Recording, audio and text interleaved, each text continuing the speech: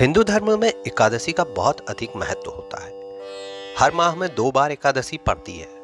माघ माह में पड़ने वाली एकादशी को जया एकादशी के नाम से जाना जाता है। इस वीडियो में आपको जया एकादशी के बारे में ही जानकारी प्राप्त होगी। इसकी जो तारीख है, जिस पे संशय है, वह आपको स्पष्ट हो जाएगी। पूजा की विधि और शुभ मुहूर्त आपको जानकारी मिलेगी। साथ ही आपको जया एकादशी की व्रत जो कथा है उसके भी आपको श्रवण करना है, क्योंकि यदि आप कोई भी उपवास करते हैं और अगर उसकी कथा का पठन या श्रवण नहीं करते हैं तो आपको आपकी पूजा का फल पूर्ण नहीं मिलता है। तो आइए वीडियो को शुरू करते हैं। इससे पहले आप चैनल को लाइक करें, सब्सक्राइब करें। वीडियो पसंद आएगी तो शेयर करिएगा। प्रभु राम भक्त हनुमान हम सभी पे आशीष बनाए रखें। भक्ति ज्ञान उपाय चैनल में आपका स्वागत है। एकादशी के दिन भगवान विष्णु की पूजा अर्चना करते हैं। श्री हरि की आप पूजा करते हैं तो आपको उनकी विशेष कृपा प्राप्त होती है और जीवन आपका सफल होता है। साथ ही मृत्यु के पश्चात आपको मोक्ष की प्राप्ति होती।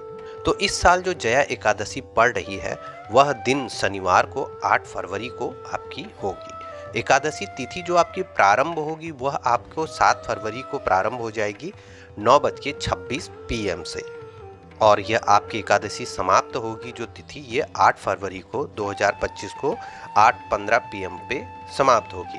तो जो व्रत रखेंगे, उपवास रखेंगे, उन्हें पारण करना है, यानी व्रत तोड़ने का समय आपका 9 फरवरी को 7:04 से सुबह से लेकर 9:17 तक यह आपके पारण का समय होगा। आइए कथा को शुरू करते हैं। यहाँ पे भगवान श्री कृष्ण अर्जुन को इस एकादशी का महात्म्य बता रहे हैं। भगवान श्री कृष्ण ने कहा, हे अर्जुन, माघ माह के शुक्ल पक्ष की एकादशी को जया एकादशी कहते हैं। यदि आप इस एकादशी के उपवास से मनुष्य, भूत, प्रेत की योनि से छूट जाता है। इस एकादशी के उपवास की विधि के अनुसार करना चाहिए। अब मैं तुमसे जया एकादशी के व्रत की कथा कहता हूँ, ध्यान पूर्वक श्रवण करें। तो आप सभी लोग भी ध्यान पूर्वक श्रवण करें। श्री हरि हम सभी पे आशीष बनाए रखें। एक बार देवताओं के राजा इंद्र नंदन वन में भ्रमण कर रहे थे। चारों तरफ किसी उत्सव का सा माहौल था। चारों ओर खुशियां छाई हुई थी। गंधर्व गा रहे थे और गंधर्व कन्याएं नृत्य कर रही थी।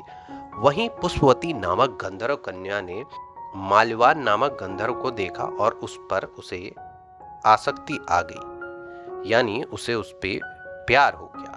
हाव भाव से उसे रिझाने का प्रयास करने लगी।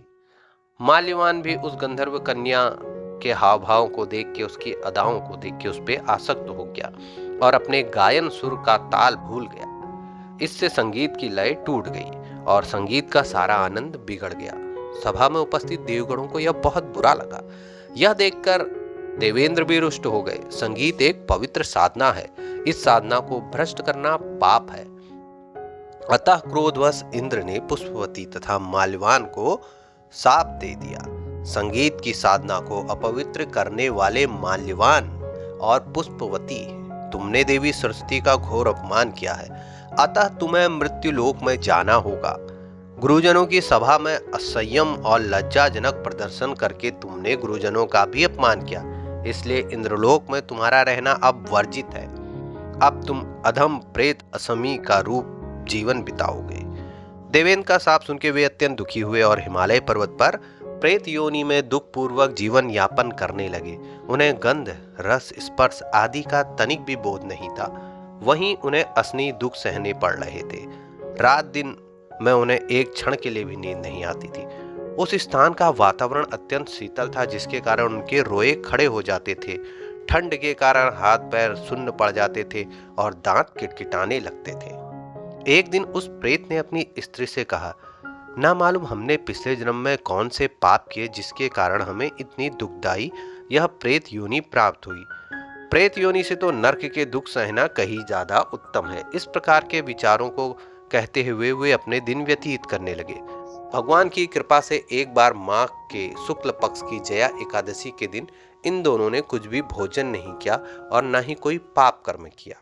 उस दिन मात्र फल फूल खाकर ही पूरा दिन व्यतीत किया और अपने जीवन की पीड़ा को एक दूसरे से कहते हुए पीपल के वृक्ष के नीचे विश्राम करने लगे। उस दिन सूर्य भगवान अस्तांचल को जा रहे थे। वह रात इन दोनों को एक दूसरे से सटकर बड़ी कठिनता से काटी। दूसरे दिन प्रातःकाल होते ही प्रभु की कृपा से इन्हें प्रेत योनि से मुक्ति मिल गई और पुनः अपनी अत्यंत सुंदर अप्सरा और गंधर्व की देह धारण करके सुंदर वस्त्र और आभूषणों से सुसज्जित होकर दोनों स्वर्गलोक की ओर चल दिए। उस समय आकाश में देवगण तथा गंधर्व ने इनकी स्तुति की। नागलोक में जाके इन्होंने देवेंद्र को दंडवत प्रणाम किया। देवेंद्र को भी उनके रूप को देख के महान विस्मय हुआ और उन्होंने पूछा, तुम्हें प्रेत योनि से किस प्रकार मुक्ति मिली, उसका पूरा वृत्तांत मुझे बताओ। देवेंद्र की बात सुनकर माल्यवान ने कहा, हे देवताओं के राजा इंद्र, श्री हरि की कृपा तथा जया एकादशी के व्रत के पुण्य से हम प्रेत योनि से मुक्त हुए हैं। हे माल्यवान, एकादशी व्रत करने से तथा भगवान श्री हरि की कृपा से तुम लोग प्रेत योनि को छोड़ के पवित्र हो गए, इसलिए हम लोगों के लिए भी वंदनीय हो, क्योंकि शिव तथा विष्णु भक्त हम देवताओं की वंदना करने योग्य हैं। अतः आप दोनों धन्य हैं। अब आप प्रसन्नतापूर्वक देवलोक में निवास कर सकते हैं। हे अर्जुन, इस जया एकादशी के उपवास से कुजोनी से सहज ही मुक्ति मिल जाती है। जो मनुष्य इस एकादशी का व्रत कर लेता उसे मानो सभी तप यज्ञ दान कर लिए। जो मनुष्य श्रद्धा पूर्वक जया एकादशी का व्रत करते हैं वे अवश्य ही सहत वर्ष तक स्वर्ग में वास करते हैं। और इस बार महाकुंभ के पावन महीने में यह एकादशी पड़ रही है, शनिवार के दिन पड़ रही है। शनिदेव भी अपनी कृपा बरसाएंगे। तो आपको इस कथा से क्या सार मिला? संगीत देवी सरस्वती का एक अलौकिक वरदान है। यह एक साधना है, एक विद्या है। इसमें पवित्रता आवश्यक है। फिर जिस सभा में अपने से बड़े गुरुजन आदि उपस्थित हो, वहाँ प्राणी को, हम सभी को संयम और मर्यादा को बनाए रखना चाहिए, ताकि हमसे बड़े बुजुर्गों और गुरुजनों का अपमान न हो, उनका सम्मान बना रहे। अपने बुजुर्ग, अपने से बड़े और गुरुजनों का अपमान करने वाला मनुष्य घोर नरक का भागी होता है। तो इस प्रकार जया एकादशी की कथा समाप्त होती है। आपने इस कथा का श्रवण किया है, आपके सभी कष्ट मिटेंगे। एकादशी माता आपका व्रत पूर्ण करे, उसका आपको संपूर्ण फल दे। तो कथा का पठन और श्रवण जरूर करिएगा। वीडियो समाप्त करता हूँ। जय श्री राम।